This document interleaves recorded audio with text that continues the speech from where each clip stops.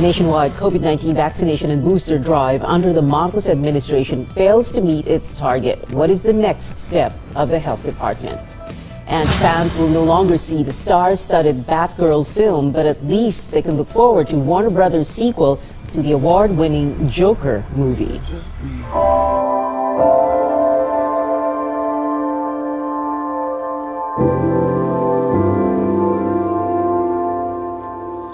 A steady stream of high-profile visitors arriving at the wake of former President Fidel V. Ramos at Heritage Park in Taguig. President Bongbong Marcos was there at past 10 in the morning. Our George Quiles has the story. Wearing a black band on his left arm, President Bongbong Marcos led government officials in paying their last respects to former President Fidel Ramos.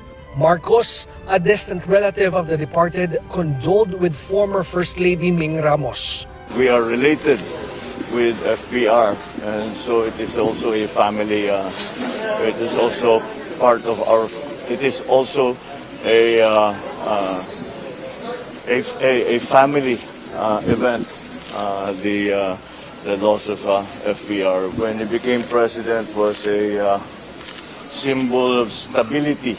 After all the tumultuous events of 1986, when he came into the presidency, he brought calm and he brought stability to our country. And for that, we will always be grateful to him and for all his service. Thank you very much for coming. We realize we have so many friends. Okay. We work hard. We also try to work hard. And now we deserve the rest that we need. Other government officials who visited the wake include Labor Secretary Bienvenido Laguesma, Energy Secretary Rafael Lotilla, Special Assistant to the President Secretary Anton Lagdameo, Executive Secretary Vic Rodriguez, House Speaker Martin Romualdez, and Senator Bong Revilla. I always remember him as a real workaholic. Every day you get to receive news clippings with handwritten notes. Sinusubaybayan niya kung ano mga dapat na gagawin. And he always expects that you will be giving him feedback. Other prominent personalities and former ranking government officials who also dropped by were former Vice President Leni Robredo, former Senate President Tito Soto, and former Supreme Court Justice and Ombudsman Conchita Carpio Morales. He has shed off the political colors. Kahit na LDP ka, NPC ka, and there were 5 NPC in the Senate during that time. But he worked with us. Robredo and Marcos's paths did not cross at the Heritage Park as the former Vice President left before the President arrived. George Cahiles, CNN Philippines. Let's now get the latest from Heritage Park. Stanley Gaheta joining us live from there to tell us former President Rodrigo Duterte was there about an hour and a half ago. Stanley? Former President Rodrigo Duterte is here to pay his last respects to former President Fidel Ramos. He says that it was Ramos who first egged him to run for president, and Ramos even gave him campaign contribution. Duterte describes FVR as a strict leader owing to his military background and that Mr. Ramos was a man of his word. People continue to arrive here at the Heritage Park to pay tribute to former President Ramos. Among them are former Defense Secretary Delfin Lorenzana, former Interior Secretary Eduardo Año, former Chief Justice Antonio Carpio, former National Security Advisor Hermogenes Esperon, and Attorney Salvador Panelo. They remember FVR's kindness and his way of treating others with dignity and respect. The same sentiments we got from his hometown in Asingan, Pangasinan. Here in Asingan, not a single bust or statue has been erected in honor of their most famous and also their most favorite son, Fidel Valdez Ramos. Only the family's ancestral home, not far from the town hall, serves as a reminder that the country's 12th president grew up there. Photos of the Ramos family warmly welcome visitors.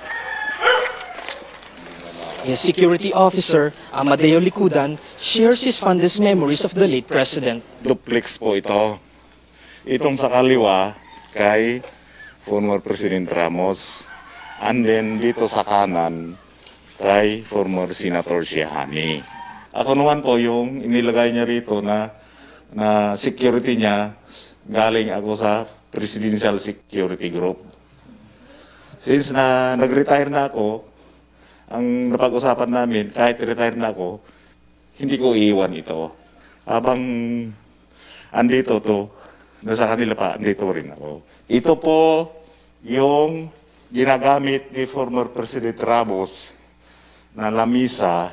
Pag andito yung mga cabinet members niya, dito sila, kumakain, nag-uusap-usap. Likudan says FVR was an officer and a gentleman and he will never run out of good words about him. Pinaka-memorable. Every time na magkasama ka ba, basta pinatawag ako, magpupusap ako. 1, 2, 3, 4, 5. Pinakamabait na tao yan na nakilala ko. Itrato lahat ng tao. Kung paano trato mo sa sarili mo, ganun din yung trato mo sa tao. People also spoke about Ramos' grounded character. Mary Director recalls Ramos' visit in Asingan in 2007 when he personally gave her a piece of cigar. After namin na inassist si former President, may inauguration ng isang building dito. Natutuwa po kasi syempre it's from our former President. Wala pong katumbas ito. Talagang iingatan ko po ito. FVR's niece Angel Febre says her famous uncle always cared for his loved ones. A very noble man. He was a great man that would speak for him. I love you, Uncle Ed, and thank you for everything. Each guest who comes here at Heritage Park to pay their last respects to former President Ramos has here or her own recollection of his good qualities as a leader, as a friend, and as a human being. The visiting hours will end at 10 p.m. and we are expecting that more government officials, members of the business community, and former members of the Malacanang Press Corps will attend the wake tomorrow. Pia. Stanley Gaheta there reporting.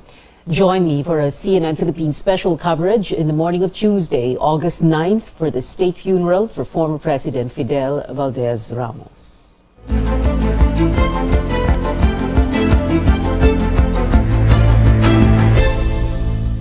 The Health Department steps up vaccination efforts after failing to hit target numbers. Almost 365,000 people were boosted from July 26th to August 2nd, while nearly 2,700 senior citizens were vaccinated. The DOH admits these are not enough to meet the 8.7 million full vaccination target and the 36 million for booster shots. Officials are opening up inoculation sites in more public areas. Among the target recipients are transport drivers and operators, commuters, and mall goers. At yung ginagawa natin ngayon, ang ating Pinas Lakas campaign ay isang pamamaraan para kahit na nakakakita tayo ng pagtaas ng kaso, hindi siya magta-translate into an equal or even higher increase in our admissions. Hindi siya magta-translate sa pagkapuno ng ating mga ospital tulad ng nakita natin ng Delta. Nag-high risk tayo. Hindi lang sa total, pati ICU utilization. So the message is let's do something para hindi tayo umabot doon sa sinasabi nating mga peak ng hindi lang kaso, pero even our admissions and utilization rates. Para safe tayo, sinasabi ng projections, mag-booster tayo. The DOH cites projections COVID-19 cases could peak by September or October. Lawmakers revives calls to abolish the interagency task force despite rising infections. Senate Minority Leader Coco Pimentel says COVID-19 efforts should be streamlined and leaving the job to the DOH will lead to a quicker and more efficient response. The Senate is implementing stricter health protocols after Senator Alan Peter Cayetano tested positive for COVID-19 Wednesday. Senate Secretary Ray Bantug says beginning Monday, guests will be required to show proof of negative antigen test results taken in the last 24 hours. A list of accredited laboratories will be provided. Pimentel says there is no need to return to hybrid setup. Only visitors with important matters should enter the Senate building. When we come back, how are Southeast Asian nations reacting to tensions as China launches its biggest military drills around Taiwan? And a lawmaker pushing for a measure regulating the use of sidewalks. More after the break.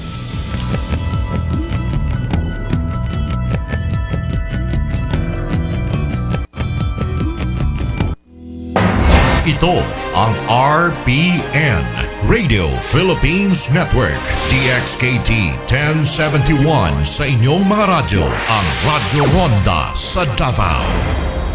SMC, San Miguel Corporation. Bisag unsang industriya ang sudlan niini, tinguha sa SMC ang pag-uswag o paglambo sa mga Pilipino. Karon, gikan sa SMC, aniya na ang SMC Davao Cement. SMC Davao Cement. Gama sa Davao, para sa Mindanao. SMC Davao Cement. Ato ni Bay. Ito ang RPN, Radio Philippines Network, DXKT 1071 sa inyong mga radyo, ang Radyo Ronda sa Davao.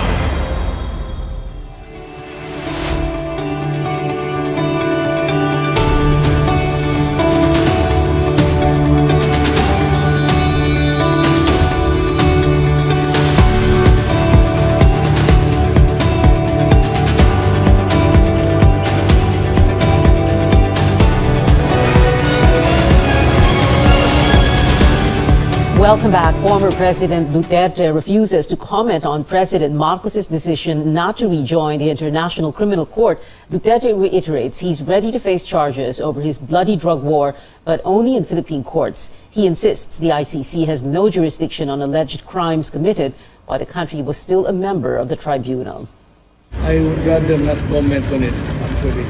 Sa kanilang, I cannot, I am civilian.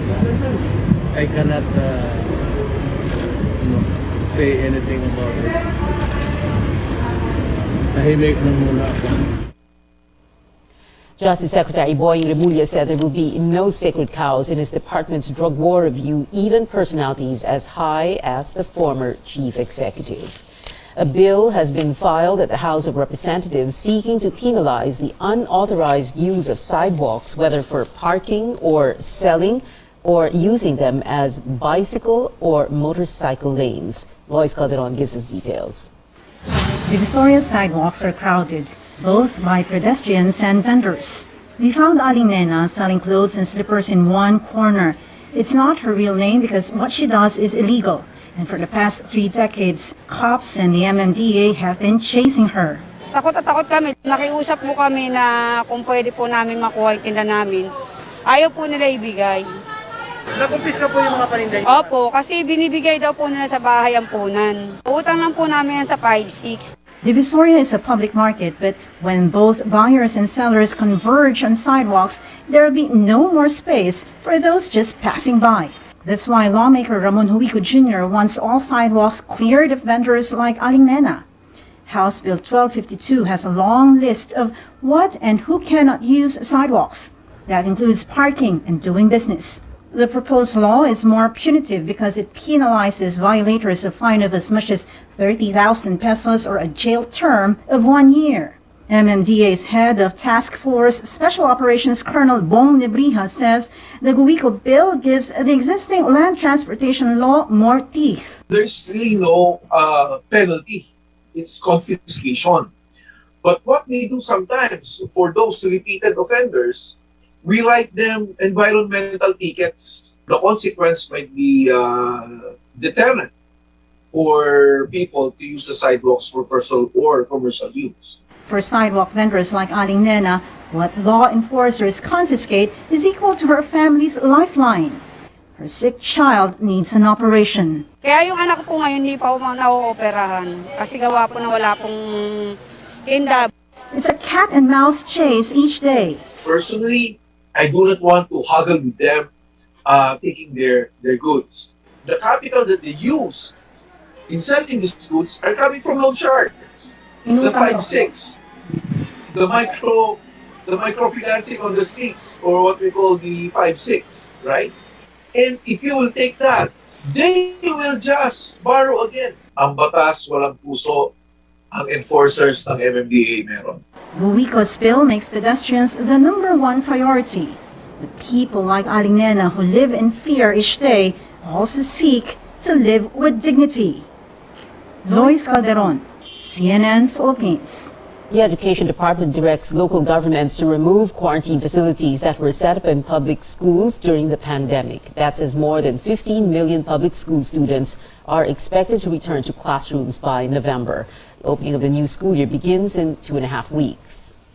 Especially here in Metro Manila, marami yatang nagamit na quarantine facilities. There's a school in Quezon City na nakausap na rin natin, and they are already pulling out this week yung mga isolation tents na nandun pa rin. We are coordinating with the LGUs, specifically the barangays. Kung meron pa silang mga places like basketball courts, rooms that they are not using, we're also looking at tapping into the private sector kung meron po silang maibibigay na mga rooms para sa ating learners. The DepEd is working on setting up temporary learning spaces or tents for schools damaged by the magnitude 7 earthquake that hit Abra last week. Latest data shows over 600 classrooms were totally damaged, while over 1,000 were partially damaged. The estimated cost for reconstruction is around 2.1 billion pesos. The mayor of Panglao Town in Bohol province gets the side of the vendor behind the allegedly overpriced food on Virgin Island. A viral post shows 13 tourists were charged more than 26,000 pesos for a seafood meal, but Mayor Boy Arcay says the vendor told him the meal was good for 20 people, including their boatmen.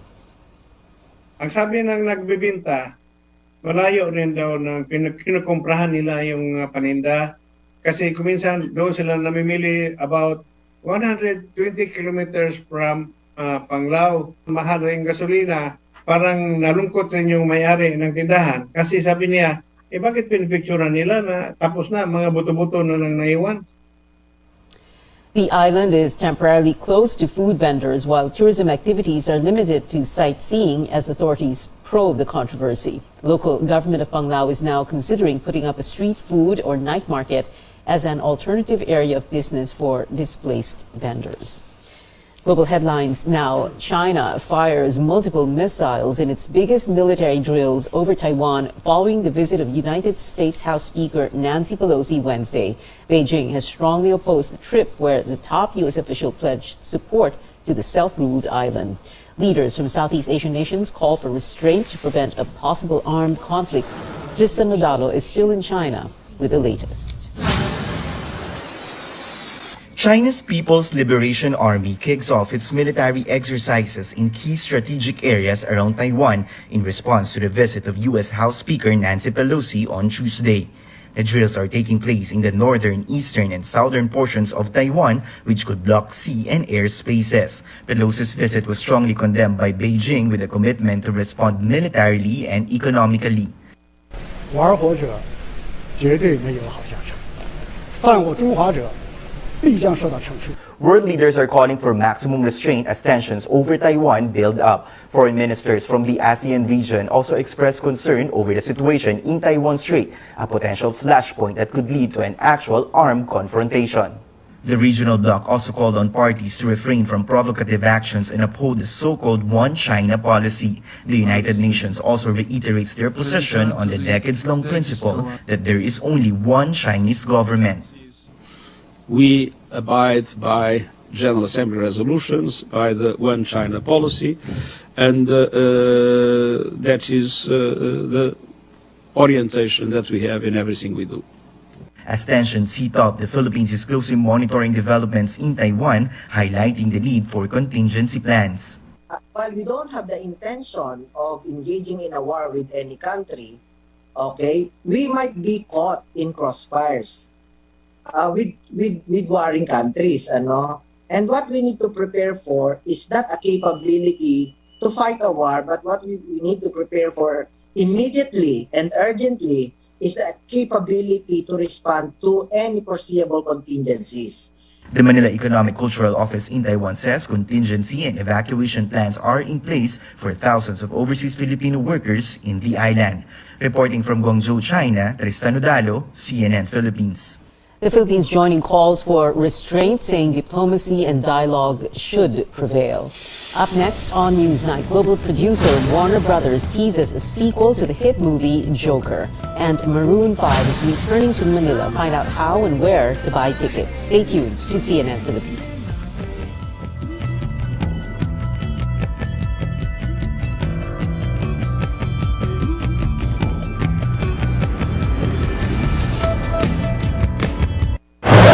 Ito ang RBN, Radio Philippines Network, DXKT 1071 sa inyong mga radyo, ang Radyo Ronda sa Davao.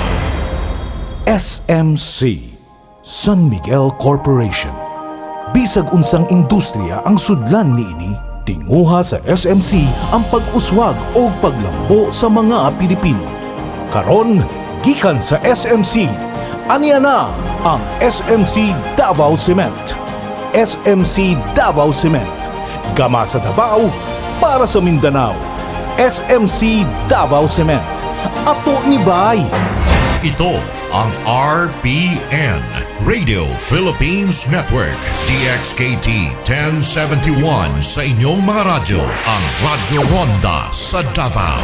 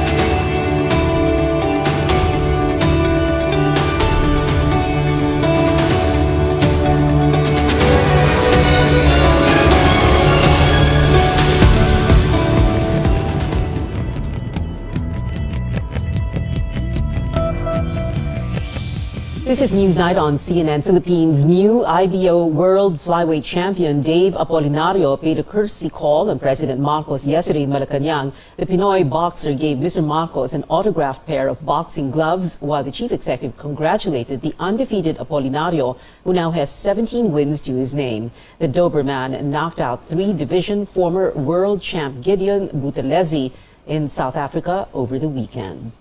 Making a buzz online, some Warner Brothers films streaming only on HBO Max were suddenly removed from the platform. Among the 6 titles now gone are sci-fi romance Moonshot, starring Cole Sprouse, and The Witches, featuring Anne Hathaway.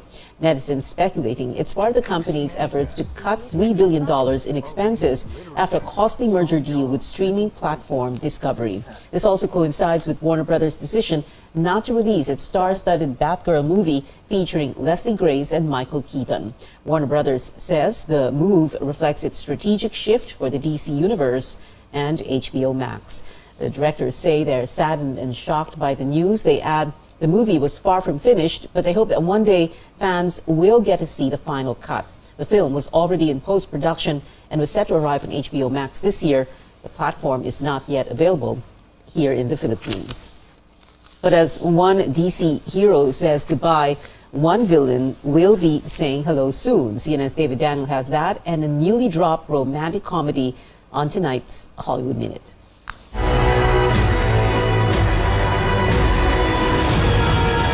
Joker fans have plenty of time to build up anticipation for the sequel. Joker Folie à Deux is set to arrive in theaters October 4th, 2024, 5 years to the day after the original film's release.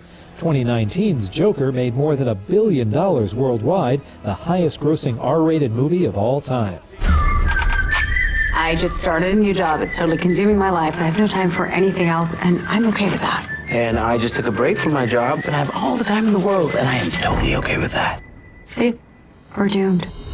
After an awful first date, Asha and Ravi pretend to be dating to get their parents off their backs and to survive wedding season.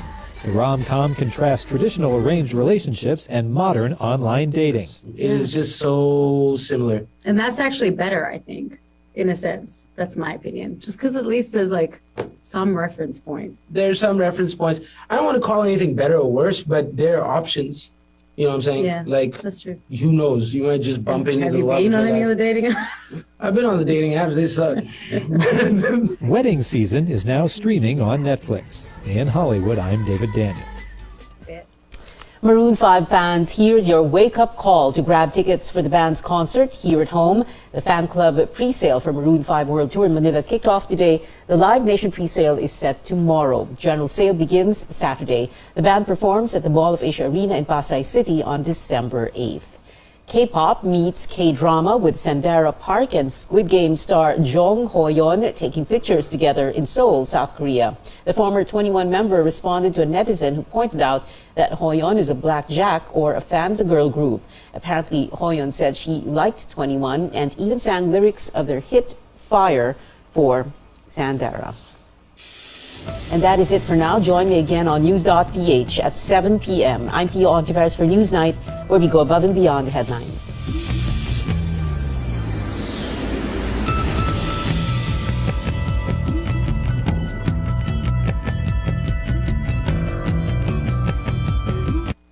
This program. Ito ang RBN